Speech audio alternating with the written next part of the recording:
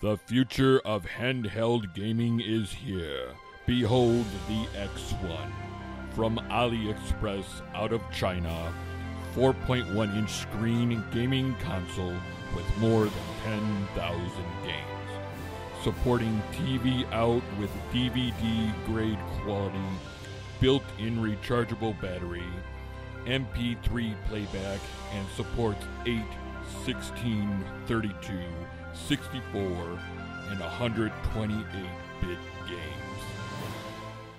Wow, what a totally amazing, excellent discovery. Not!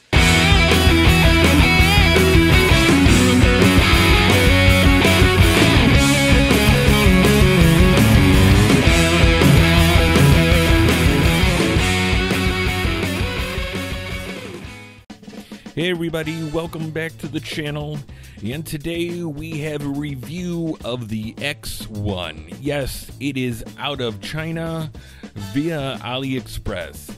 I've always wanted to buy things from AliExpress because they look like they always have so much cool stuff to buy.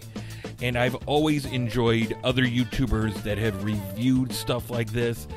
And even though I know that the chances are slim that these things are actually decent enough to worth dishing out the money for, I always hope that there's that diamond in the rough. And if you've followed the channel before, you know that I'm a big fan of something called the Game Boy Color, or the GB Color, which is a clone of the Game Boy Color out of China, but this thing has a colored screen which is fairly decent, and it also plays regular Game Boy games and Game Boy Color cartridges.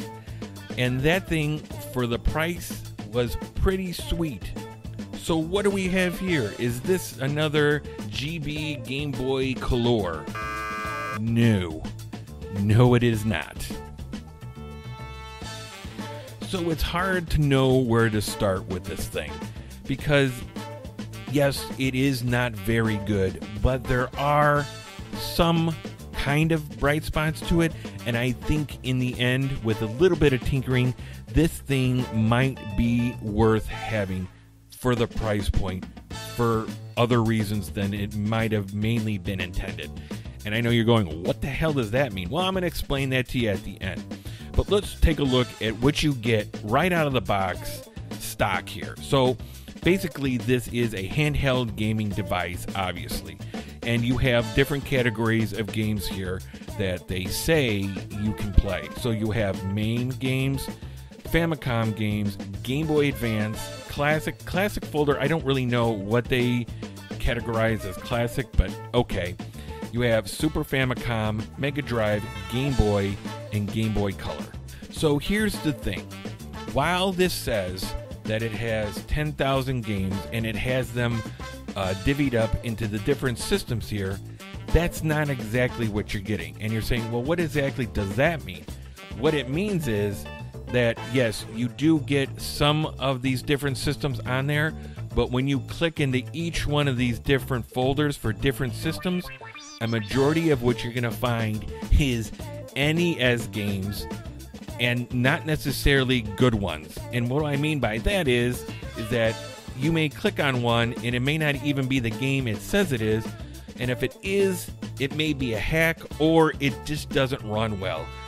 A majority of these games do not run well.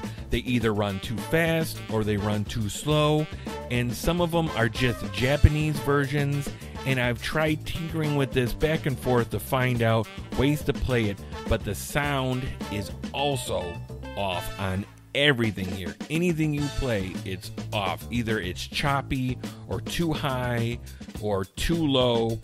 It's just horrible. The emulation is just not good at all. Now, that's not to say that, going through this, you find some games that are playable. There are, but the fact is that you have to take a lot of time to weed through all of these games and find the ones that are okay. And yes, you can get into this system by plugging it into your computer, and it shows up as an external hard drive, and then you just go in there and you can mess around. And actually, that's going to be something I do in a future episode here, because I really want to tinker with this even more than what we got here. So now let's take a look at some of the games that this system comes with and see how they run and see what exactly I have been talking about. And the first game I want to come to is one of them that's called Crash Dummies. And I've never heard of this game. It supposedly was on the NES, so I clicked on it. And it was Ghostbusters 2, not Crash Dummy. Okay, so it's Ghostbusters 2. And it plays fast. As you can tell, the music seems to be sped up and higher, and this pretty much guaranteed, no matter even the best running games on here, that the sound is going to be jacked big time.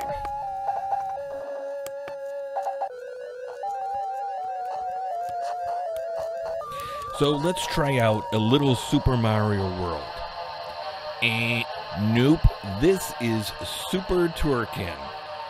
It's a great game, and hey, we found a game that's not a NES game. It's actually a Super Nintendo game, or probably in this case a Super Famicom game, which is basically the same thing. So it's okay, you know? I mean, actually it's not okay. It runs fast, just like everything else here. So this next one was really interesting, and I had to click on it because it said Super Mario USA. And I was like, okay, well, I'm guessing this is going to be like the regular Super Mario Brothers, and nope, it is Super Mario Brothers 2. Kind of, for the most part. It's a hack, I guess, because it doesn't feel right. Well, obviously, the title screen says Super Mario USA, and I have yet to come across anything like that. So it has to be a hack. It's not a very good one. It plays almost identical as the other one, but I don't know. It is what it is. It's not very good. Hey, and we actually found Super Mario World for the Super Nintendo. And wait a minute. This ain't Super Mario World. Is another hack. I thought we had struck gold, but evidently this is not what we were looking for. And it doesn't play that well. Not at all. Let's take a look at the video. Okay, so it actually isn't that bad. And hey, look at that guy. What a good-looking guy. He's pretty cute, you know what I mean? So anyway, it's not a bad quality. This is playing an MP4 on here, and I gotta tell you, it's not too bad. Not at all. I mean, it's not great, but it's all right, you know? Moving on, we have the Mp3 player. Now, everything plays MP3s now, so it's no big deal. And this plays them okay. I mean, the interface isn't anything spectacular. It is a bit clunky, but once you learn how to use it, it's not too bad. And it does play stuff fairly well. Now, obviously, through the speakers on this thing, it doesn't sound good. But with headphones on, it's not too bad. And you can adjust the sound to it. They have some presets on here that you can scroll through, which doesn't make it half bad.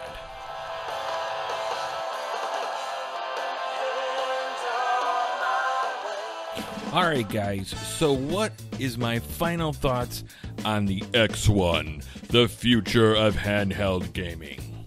Well, I think y'all know what I'm going to say about the gaming part, and that's a big hell no.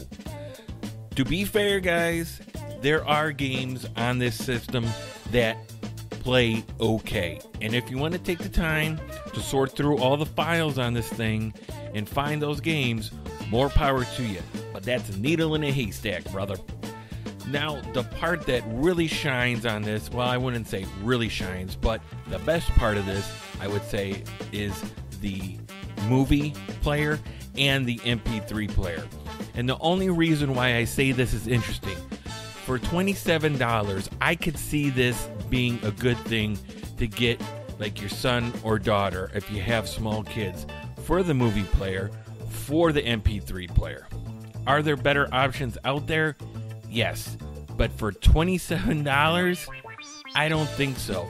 And with little kids, the way they like to, sometimes break their toys or toys go missing, for $27, if this goes missing or gets broken, you ain't gonna miss it.